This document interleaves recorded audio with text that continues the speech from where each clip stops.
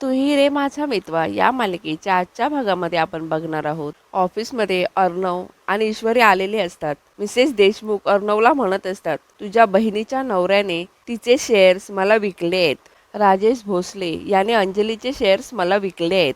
या कंपनीचे 60% share holder आणि मेन ओनर म्हणून या कंपनीचे सर्व डिसिजन माझ्या मर्जीने होतील. यावर ईश्वरी म्हणत असते, नाही नाही, हे सर्व कसं शक्य आहे. मिसेस देशमुख म्हणतात, राजेश भोसले या कंपनीच्या बोर्ड ऑफ डायरेक्टरमध्ये आहेत ना, त्यांनीच मला सर्व शेअर्स विकलेत. हे सर्व ऐकून अर्णवला खूप टेन्शन आलेलं असतं. अर्णव खूपच रागात असतो. त्यानंतर मिसेस देशमुख अर्णवच्या बाजूला येतात आणि अर्णवला म्हणतात, आज एक बिझनेस वुमन म्हणून नाही, एक आई म्हणून बोलते. लावण्याची आई, माझ्या मुलीने तुझ्याबरोबर संसाराची स्वप्न पाहिली होती, पण तू अगदी शेवटच्या क्षणी भलत्याच मुलीशी लग्न केलंस. हे सर्व तू विसरला असशील, पण मी रोज बघते, माझ्या मुलीला होणारा त्रास मी रोज बघते.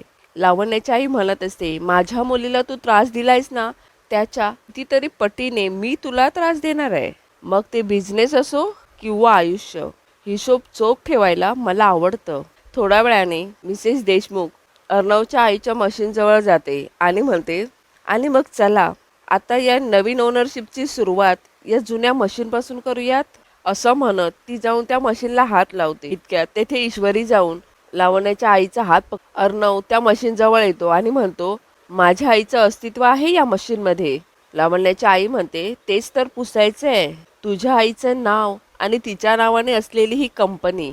पुढे अर्णव रागानेच म्हणतो, मी जिवंत असेपर्यंत माझ्या आईच्या मशीनला किंवा माझ्या कंपनीला कोणीही टच करू शकत नाही. लावण्याची आई म्हणते, बघूयात, आत्ता तर खेळाला सुरुवात झाली आहे. असं म्हणत ती तेथून निघून जाते. अंजली सुद्धा बाहेर आलेली असते आणि हे सर्व अंजलीने ऐकलेलं असतं. अंजलीला खूप वाईट वाटत असतं. अंजली आत येते आणि अंजली म्हणत असते, हा माणूस अजून ती त्रास देणार आहे मला. असं म्हणून अंजली रडत असते. एवढ्यात ईश्वरी तेथे येते. ईश्वरी आणि तो म्हणून आजी पुन्हा मागे येते. आजी म्हणते, अगं वास कसला येतोय, भाजी जळली बहुतेक. नम्रता म्हणत असते, आजी हो काय झालंय काय माहीत, मी नेहमी लक्ष देते पण काय झालंय माहीत नाही. पुढे आजी म्हणते, अगं अजून कणिकही भिजवलेली दिसत नाहीये, आत्ता जेवायला येतील सगळेजण, कर आता पटापट. असं म्हणून आजी तेथून निघून जाते. नम्रता मात्र इकडे खूप घाईघाईने काम करत असते. हे सर्व बघून वल्लरीला खूप मजा येत असते. वल्लरी हे सर्व बघून खुश होत असते आणि नम्रतावर हसत असते. त्यानंतर वल्लरी किचनमध्ये जाते आणि नम्रताला म्हणते, अरे बाप रे, केवढा हा पसारा. त्यानंतर ती नम्रताला विचारते, काय ग, तुझ्या डोळ्यात पाणी का. नम्रता म्हणत असते, काही नाही. परंतु वल्लरी नम्रताचा हात पकडते आणि म्हणत असते, हे काय करून घेतलंस. नम्रताच्या हाताला चटका बसलेला असतो. वल्लरी नम्रतासमोर नम्रताची खूप काळजी असल्याचं नाटक करत असते. वल्लरी इकडे नम्रताला ईश्वरीबद्दल भडकवत असते. वल्लरी म्हणत असते, तू पण बाहेर जाऊ शकते, तुझं सुद्धा क्लाउड किचन आहे, परंतु तू तसं नाही करत. का तर तू या घराला फर्स्ट प्रायोरिटी देतेस, परंतु तुझ्या बहिणीला याचं काही आहे का बघ. सगळी कारणं तुझ्या माथ्यावर मारून स्वतः गेली उंडारायला. पुढे वल्लरी नम्रताला म्हणते, तू काय मोलकरीण म्हणून आली आहेस का या घरात. नाही ना. आणि तुला एक गोष्ट सांगून ठेवते, अर्णव सकट सगळी माणसं स्वतःच्या बाजूने करून घेतली आहेत या मुलीने. वल्लरी नम्रताच्या मनामध्ये ईश्वरीबद्दल विष कालवत असते. त्यानंतर ती तेथून निघून जाते. वल्लरी गेल्यानंतर नम्रता म्हणत असते, खरंच ईश्वरीला ऑफिसला जायची काय गरज होती, आणि आई बोलताय ते काय चुकीचं आहे. मला तर ना या घरातल्या लोकांनी स्वयंपाकीन बनवून टाकलंय सगळ्यांनी. मामा इकडे आकाशला फोन लावत असतो आणि म्हणत असतो, हा आकाश फोन का नाही उचलत आहे. इतक्यात तेथे वल्लरी येते. त्यानंतर मामाने अर्णवला फोन केलेला असतो. अर्णव मामाचा फोन घेतो आणि मामाला तुला थोड्या वेळाने कॉल करतो असं म्हणतो. परंतु मामा म्हणत असतो, अरे हो, परंतु तू घाईघाईने ऑफिसला गेलास ना, त्याचं काय काय झालं ते सांगशील का. अर्णव म्हणतो, काही झालं नाही मामा, मी तुझ्याशी बोलतो नंतर. मामा म्हणत असतो, अरे काय झालंय सांग मला, आकाश फोन उचलत नाहीये, अंजली फोन उचलत नाहीये, आणि तू आता फोन उचलल्यानंतर सांगत नाहीयेस मला, काय झालं सांग. त्यानंतर अर्णव घडलेला सर्व प्रकार मामाला सांगत असतो आणि हे सर्व ऐकून मामाला धक्का बसतो. मामा म्हणत असतो, काय सांगतोयस काय तू. नाही, कशी हिंमत कशी झाली त्याची. तुला सांगतो अर्णव, आपलंच चुकलं, आपण त्याच्यावर विश्वास ठेवला लायकी नसलेल्या माणसावर. म्हणून हे असं झालं. त्यानंतर मामा अर्णवला मी ऑफिसला येतो असं म्हणत असतो, परंतु अर्णव मामाला तू नको येऊस, मी करतो सगळं हँडल असं म्हणतो. आणि मामाचं सर्व बोलणं वल्लरी ऐकत असते. वल्लरी पुढे होऊन मामाशी बोलू लागते. काय हो, कोणाशी बोलत होता? तसंही लायकी नसलेल्या दोन बहिणी आल्यात या घरात, मग कोणाशी बोलत होता? यावर मामा म्हणतो, अगं त्या राकेशने जाता जाता एक डाव साधलाय. वल्लरी म्हणते, काय? मामा म्हणतो, आपल्या कंपनीचे 60% शेअर्स त्याने जाता जाता विकले आहेत. हे ऐकून मामीला सुद्धा धक्का बसतो. वल्लरी जोरजोराने ओरडत असते. मामा म्हणतो, अगं हळू, कोणाला सुद्धा घरामध्ये माहीत नाहीये आणि आईला माहिती पडलं तर तिला खूप मोठा धक्का बसेल. वल्लरी म्हणते, अहो तिलाच काय, मला सुद्धा धक्का बसलाय, आता माझ्या हक्क कसं होणार? यावर मामा म्हणतो, काय? वल्लरी पुढे म्हणते, नाही म्हणजे कोणाला शेअर्स विकले आहेत काय माहीत पडलं का? मामा म्हणतो, तुझ्या लाडक्या लावण्याच्या आईला, सौदामिनी देशमुखला. यावर मामी म्हणते, कसं शक्य आहे ते? त्या तर US ला असतात ना. मामा म्हणतो, अगं आज ती आली होती ऑफिसमध्ये. अर्णव म्हणत होता, जाताना खूप आदळआपट करून गेली. वल्लरी मनातच म्हणत असते, राकेश म्हणाला होता आज काहीतरी घडणार आहे आणि तसंच घडलं सुद्धा.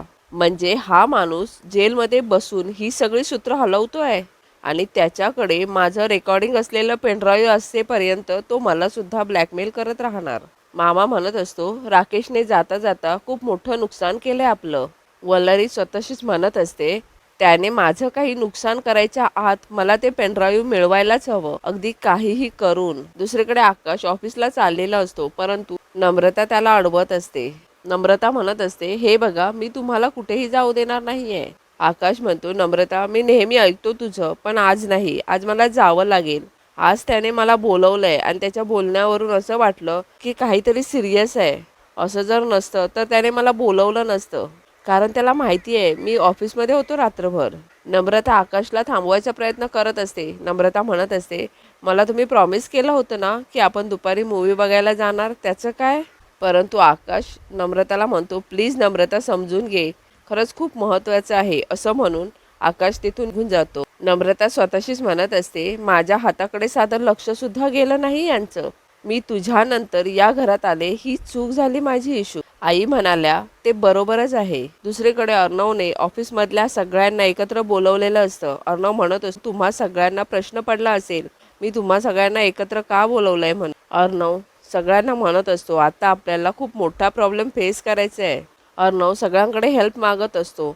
ऑफिसमधले कलिग्स म्हणत असतात, सर तुम्ही जे सांगाल ती हेल्प करू आम्ही तुम्हाला. ईश्वरी म्हणते, सात्विक फॅशन ही कंपनी जरी सरांच्या आईच्या नावाने सुरू झाली असली तरी सुद्धा सगळ्यांनी ही कंपनी आपली मानून इथे काम केलेलं आहे, एका कुटुंबाप्रमाणे.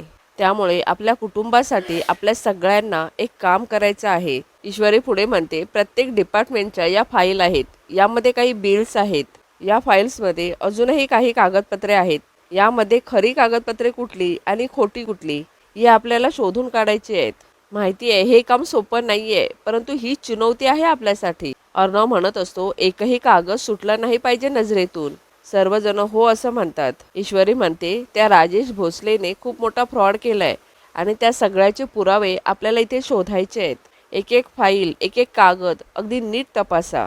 एका एका पैशाचा हिशोब आपल्याला टॅली करावा लागणार आहे. मालिकेच्या पुढील भागामध्ये आपण पाहणार आहोत, ईश्वरी अर्णवला म्हणत असते, हे पेपर बघा, राकेशने लावण्याच्या आईला शेअर्स विकलेत, त्याचे पेपर्स आहेत आणि त्यावर अंजलीताईंच्या सह्या पण आहेत. अर्णव म्हणत असतो, सोडणार नाही मी त्या राजेशला, कायदा त्याला देईल तेव्हा शिक्षा देईल, पण त्याआधी I'm going to finish him.